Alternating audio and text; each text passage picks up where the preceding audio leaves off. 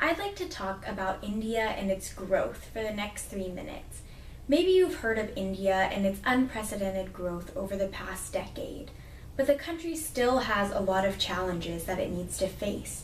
And one of the greatest challenges I believe that India is facing is its gender disparity. Another reason that India has been in the news recently is because of gender disparity. Maybe you saw the documentary India's Daughter or Nirbhaya that was recently released. The documentary was about rape in India, and I believe that women in India are held back, and this is significantly slowing down India's growth. And there are different ways to measure this. But you also may think of India as one large country. So everything that happens in one place also happens in all the other cities. Recently I was talking to someone and they said, "Oh, India has states? I didn't even know that." And it seemed ridiculous to me to think, oh, of course a country has states. The US has states. Why wouldn't India also have states?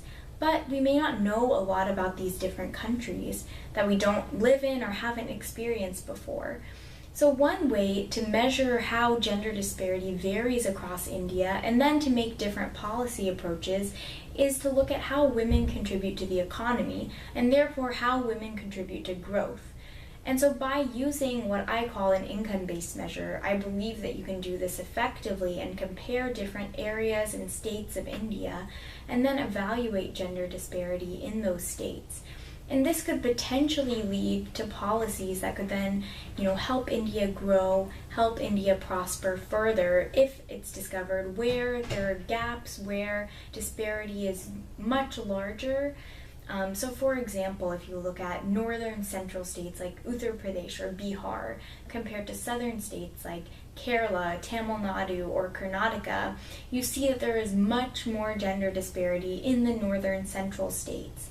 And it's unclear why this is, but these states also have some of the lowest education rates, highest poverty rates, lowest rates of growth, and you see that all of these things tie together.